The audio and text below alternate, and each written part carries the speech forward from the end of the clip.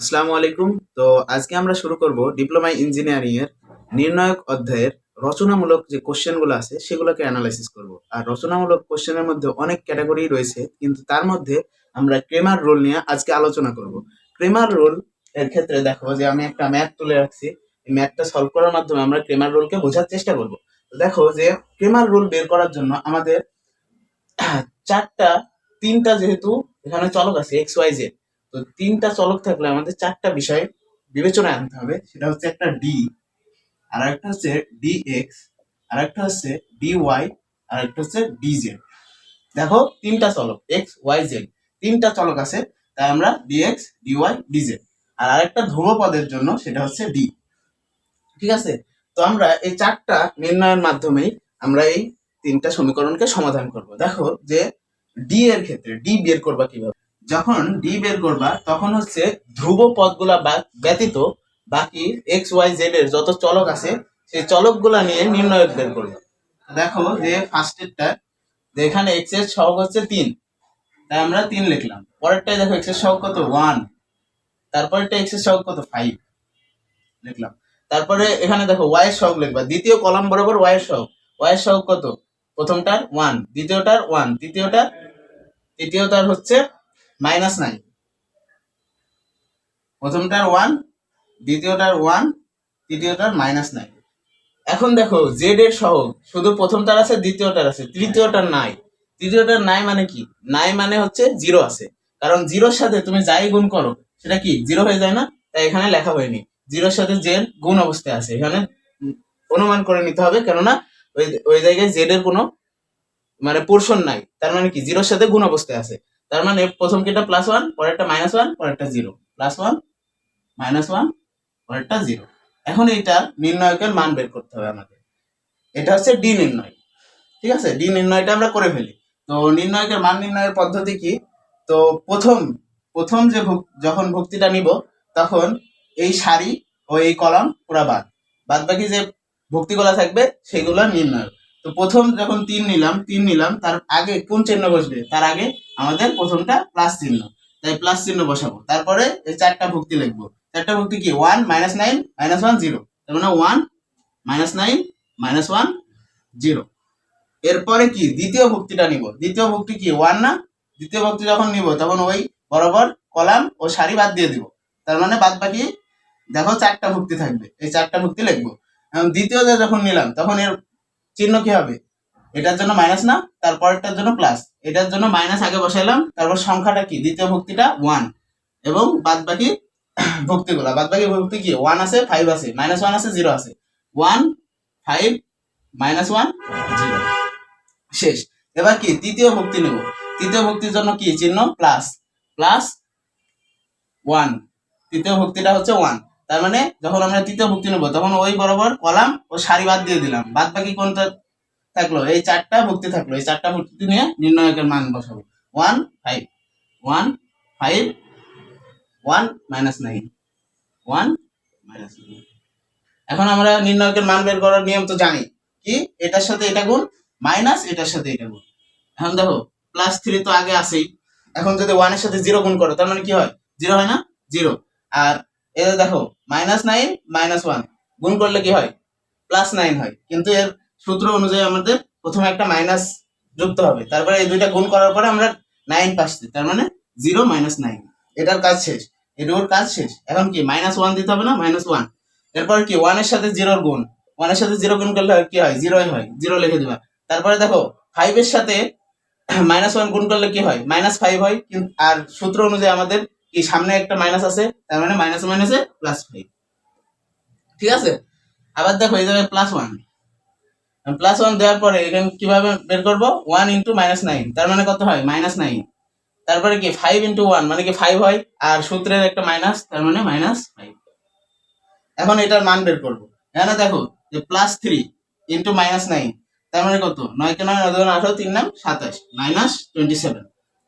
এই জায়গায় +5 আছে আর -1 আছে বাইরে, তার মানে গুণ করলে কত -5 হয়ে যাচ্ছে না, -5। আর এই জায়গায় দেখো -9 -5, তার মানে কত হয় -14 -14। ঠিক আছে, এই আমাদের শেষ। এরপরে যোগ বিয়োগ করো, সিম্পলি যোগ বিয়োগ করে যেটা আসবে সেটা এই জায়গায় বসাবো।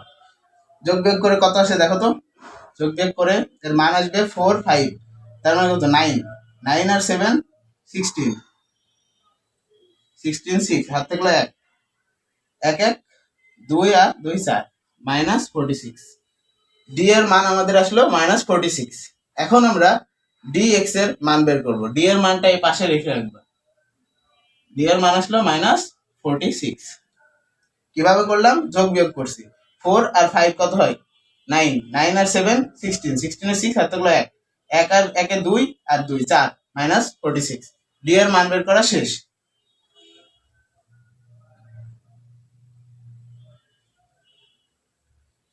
এখন আমরা ডি এক্স এর মান বের করব।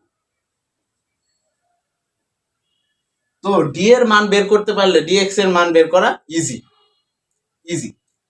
দেখো আমরা যখন ডি এর মান বের করি তখন কি ধ্রুবপদগুলোকে বাদ দিয়ে দিছিলাম।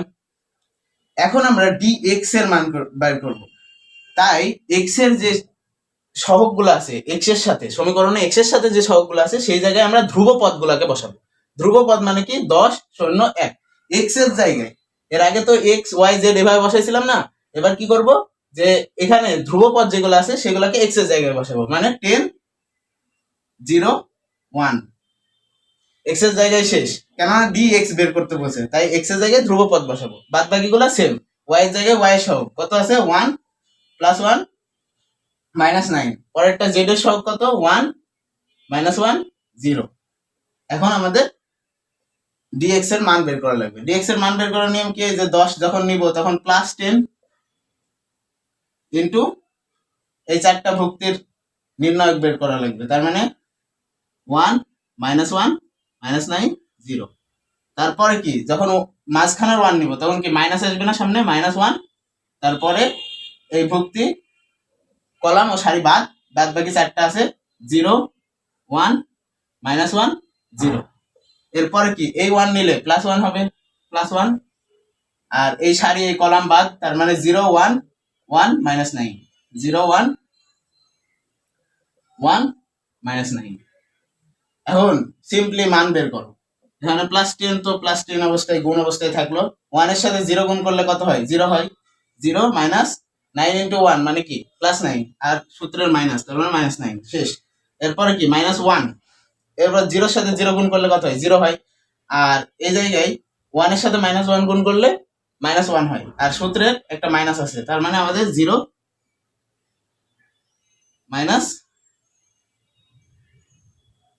-1 আর এই সূত্রের মাইনাস, তার মানে কত +1। ঠিক আছে, 1 ইন্টু -1 কি হয় -1 হয়, আর সূত্রের মাইনাস, তার মানে +1। আর এই পাশে থাকলো +1 ইন্টু 0 ইন্টু -9 মানে কি 0 0 -1 ইন্টু 1 মানে 1। এখন যোগ বিয়োগ করো। 10 ইন্টু -9 কত হয় -90, আর এই জায়গায় -1 আর এই জায়গায় -1, তার মানে কত -92 -92 90 -1 -1 মানে কি 92। তার মানে আমরা ডি এক্স এর মান যেটা পাইলাম সেটা হচ্ছে -92। এখন দেখো ডি এক্স কিভাবে বার করলাম, শুধু এক্স এর যত চলক আছে সেই জায়গায় আমাদের ধ্রুবপদ গুলা বসাবো। ডি এক্স এর মান যখন বের করবো তখন এক্স এর জায়গায় ধ্রুবপদ গুলাকে বসাবো। এইটুকু মনে রাখলেই শেষ, যে ডি এক্স বের করা শেষ। এরপরে আমরা ডি ওয়াই যাব।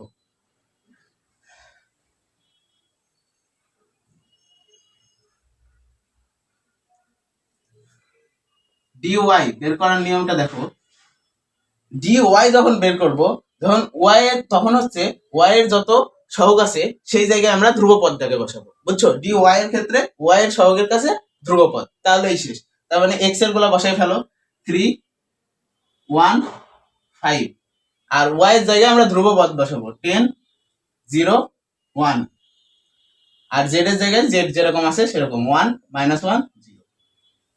ঠিক আছে, এখন সিম্পলি আমরা নির্ণায়কের মান বের করবো। নির্ণায়কের মান বের করার নিয়ম কি, যখন 3 নিব তখন সামনে +3 ইন্টু ইন্টু এই চারটা ভুক্তি মানে 0 1 -1 0। এরপরে যখন 10 নিব তখন কি সামনে একটা মাইনাস আসবে 10, তারপরে কোন ভুক্তিগুলো নিব, এই সারি ও এই কলাম বাদ, বাকি ভুক্তিগুলা। বাদ বাকি ভুক্তি কোনটি 1 5 1 5 -1 0। এরপরে যখন 1 নিব তখন কি +1 সামনে, আর এই জায়গায় এই সারি ও কলাম, এই কলাম ও সারি বাদ, তার মানে এখানে লেখা যায় 1 5 0 1। ঠিক আছে, এখন কি গুণ করব, 0 × 0 মানে কি 0 0, আর এই জায়গায় -1 আর মাইনাসে +1, শেষ। এই জায়গায় -10 × 1 × 0 মানে কি 0, আর -5 আর মাইনাসে কত হয় +5, আর এই জায়গায় +1 × 1 × 1 মানে কত 1 -0 1 -0। এখন ক্যালকুলেশন করো, 3 এর সাথে 1 গুণ করলে 3, আর এই জায়গায় -10 × 5 × +5 তার মানে কত -50 আর এই জায়গায় +1, তার মানে কত আসছে আমাদের, এটার মান কত আসছে -46। দেখো -46 আসছে, তাই না, -46। 3 আর 1 এ 4 -50 +4 -50 ইজ ইকুয়াল টু -46। এই আমাদের y বের করা, dy বের করা শেষ। এরপরে আমরা dz এ যাব। তো আমরা কিভাবে আগাচ্ছি মনে রাখতে হবে, যখন আমরা x dy dx বের করছি তখন x এর চলকের জায়গায় আমরা কোনগুলো বসাচ্ছি, ধ্রুবপদগুলো বসাচ্ছি। যখন y dy বের করছি তখন আমরা y এর সহগের জায়গায় ধ্রুবপদ বসাচ্ছি, এগুলো মনে রাখতে হবে। এরপরে আমরা z এর dz বের করব, তখন আমরা x এর সহগের জায়গায় আমরা ধ্রুবপদগুলো বসাবো। তো দেখো যে dy dz কিভাবে বের করি।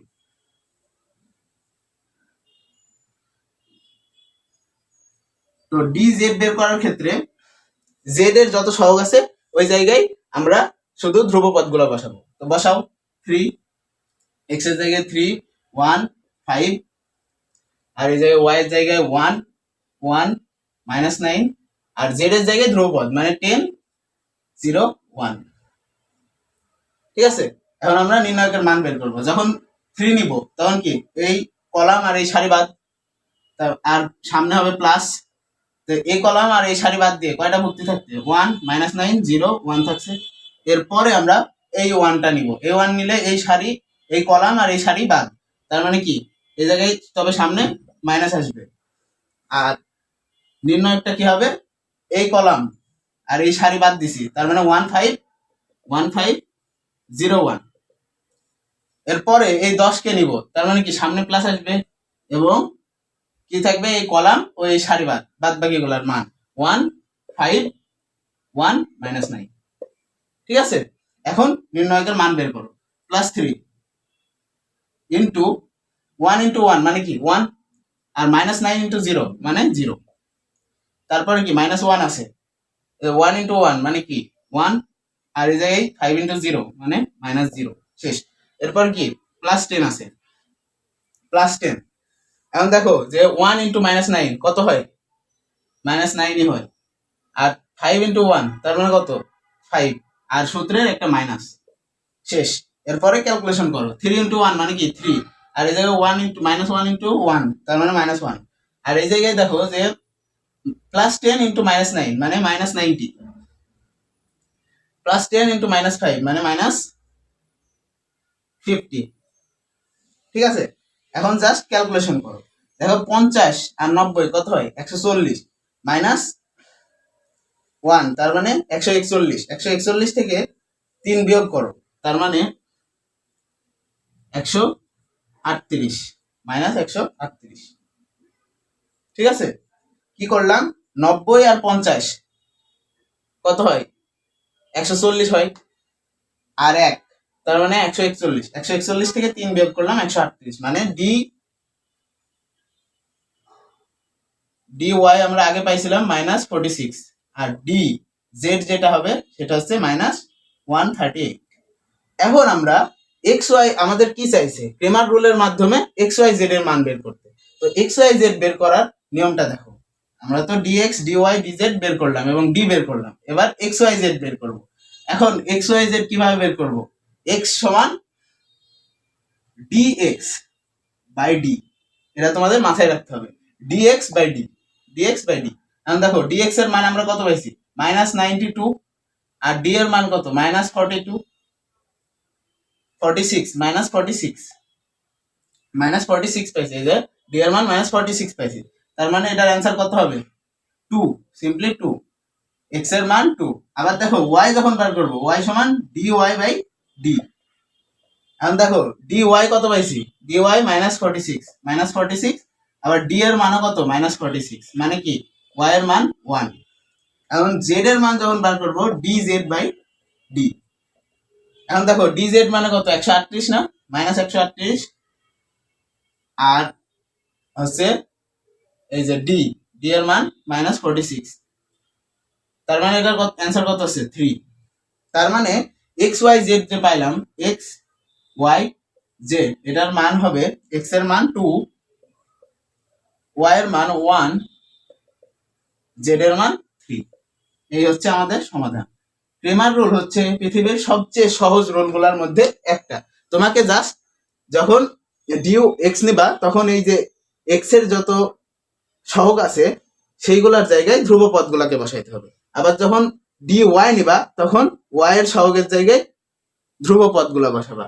আবার যখন ডি জেড নিবা তখন জেড এর সহগগুলোর জায়গায় ধ্রুবপদ বসাবা, তাহলেই তোমার অ্যান্সার 100% মিলবে। আর ক্রেমার রুলের মতো সহজ রুল আর নাই।